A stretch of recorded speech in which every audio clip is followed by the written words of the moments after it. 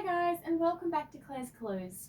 On today's video, I'd like to talk to you about the book Extreme Ownership by Jocko, Willink and Leif Babin. Now, this book starts off by saying that in order to lead and win, you have to have the right mindset. It also goes on to say that in any team or in any organisation, all responsibility for failure or success rests with the leader. Now, the leader must own everything in his or her world and not blame others. Now, the leader must acknowledge their mistakes, admit failures, and take ownership, all while developing a plan to win or succeed at whatever it is you're trying to accomplish. Now, the best leaders don't just take responsibility for their job, they take extreme ownership for everything that impacts their job. So, when a team member isn't following directions accordingly, you as a leader need to look to yourself, because it's up to the leader to make sure that all team members have the efficient training, making sure they've got the right resources at their hands, and making sure that they have a clear vision of what it is they're trying to accomplish. Because if they don't have a clear vision or understanding what it is they're trying to do, how can they actually get to, the end point? How can they get you what you want? So you need to make sure that they're actually looked after and they know what they're doing and they have the ability to do that. Moving on, it also says, but if a team member falls short and they're not meeting their requirements, it's up to you as a leader to make sure that you put the team's needs and their wants above that of the individuals. So you don't want to have a team member that drags the whole team down and holds everyone back. So if they're not doing any good and you've given them chance and time again, and they're still not quite performing to the standard that you're looking for, I think it's about time that you probably look towards maybe letting that team member go. But moving on from that, it says, such a leader, however, does not take credit for the success of his or her team, but instead gives credit to those, the team members who are appropriately deserving of it. And this is extreme ownership. So as a leader, you need to own everything. Now, it goes on to say that there are no bad teams, only bad leaders. So whether a team succeeds or fails is all up to the leader, and the attitude of the leader determines the standard for the team. So it's a little bit like monkey see, monkey do here. So the leader either drives performance or they don't. So maybe you've got a great leader at the moment, maybe you don't, but this might be able to help you pick it out or make you a better leader. Now, when the leader blames others for their shortcomings, guess what? The team will do the same thing in other similar situations. So like I said, monkey see, monkey do. You'll find that what you display to your team, whether it be good or bad, is something that they will imitate later on down the track. Now what you'll find is that you'll need to hold people accountable for their actions and hold them to a standard that can and will be reinforced. So let them know that there will be consequences for not meeting the standards, but this does not mean you need to rule with an iron fist. You don't need to make sure that they're punished for every little thing they don't do. But at the same time, let them know that there are going to be consequences for things that if they don't meet the standard, even if it's bare minimum. So long as they know that there is some degree of a level they need to meet, they have something to work towards. And also it says that you need standards that enable and encourage the team to be productive and not be fearful of failure. All right, and as a leader, you'll need to give honest assessments of the team members themselves to identify any weaknesses that they may have, and then also create a plan for those team members to help overcome those obstacles. All right, so all this put together will really help drive your team in the right direction. All right, so I'll do a quick recap of everything I just went over.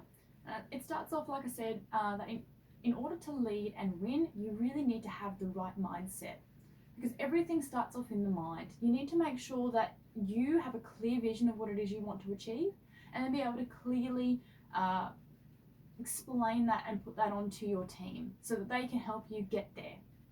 And you can get there as a team.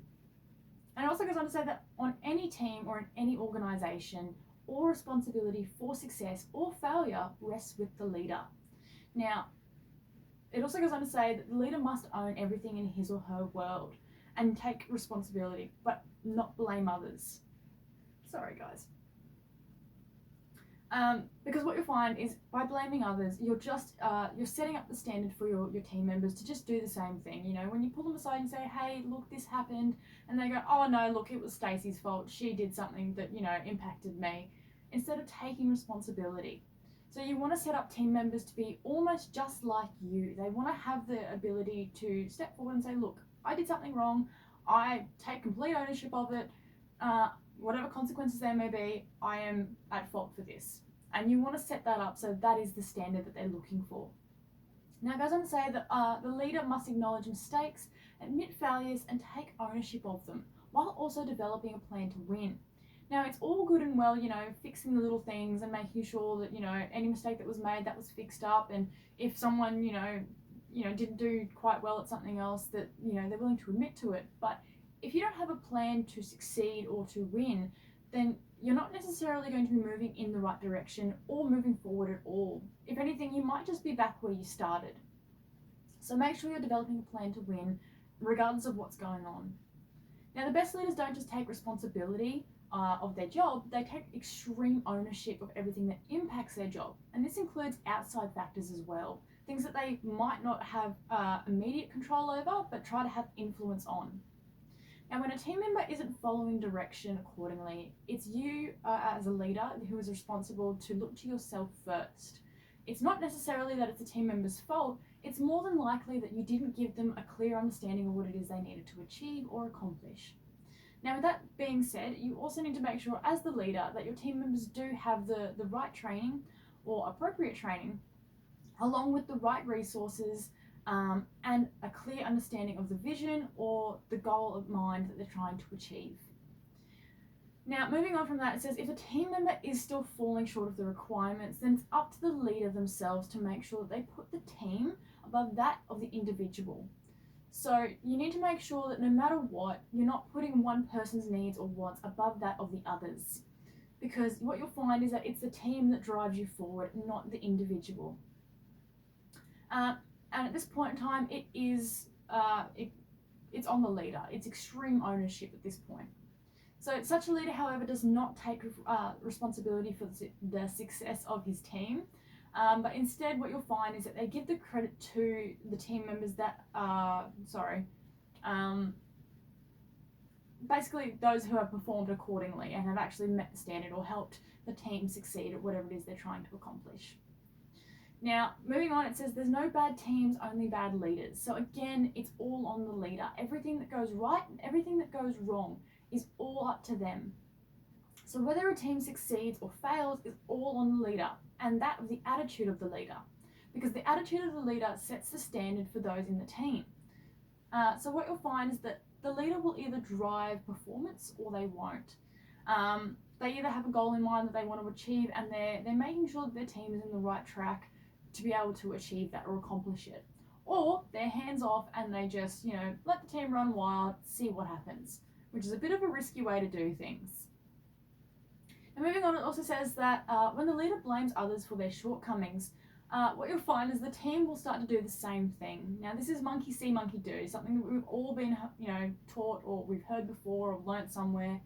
And what you'll find is that for whatever it is you do and say, your team will imitate that in certain other situations. So whether it be good or bad, because you'll find that they will imitate the bad things that you do as well, make sure that you're aware of what it is you're saying, you're doing, and how you're acting, how you're performing, how you speak to others, how you interact.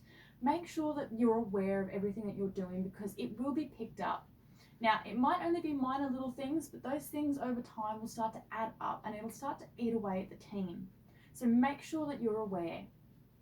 Now, it also goes on to say that you'll need to hold people accountable. So hold them accountable for their actions and let them know that there is a standard to be upheld to. And make sure that you're reinforcing it.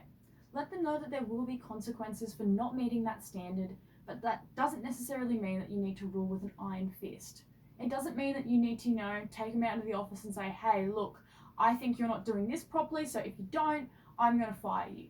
That's the wrong way to go about it. So instead, maybe pull them aside and say, look, I've seen a little bit of trouble here and there with these certain things. Do you want to talk to me about it? Is there ways we can overcome it? Is there something we can do to help?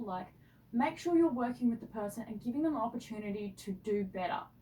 Now, with that in mind, if they're not doing better after a set amount of, chances and opportunities, then it's time to reevaluate and really look at if that person is helping the team.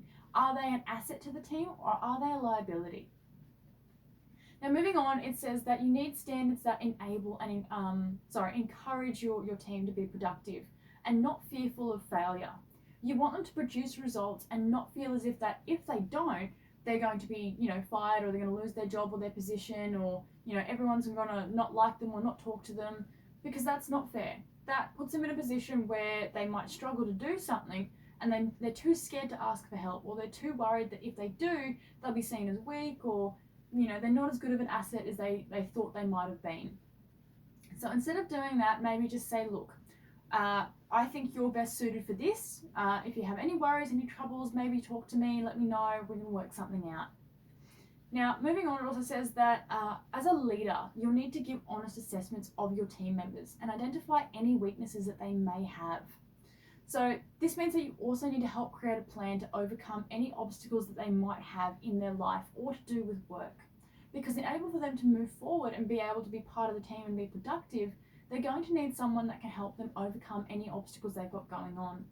So this means that them as an individual will be more productive, and them as a team member will be more productive and more efficient at what it is that you need to do, that they need to do in order to help the team succeed. Alright guys, well that's all from me today. I hope you enjoyed it. We'll be making a lot more of these videos for this training series to help you with your personal development goals. But until next time, leave a comment below on what you like the most, and I look forward to seeing you next time in Claire's Clues. Bye guys.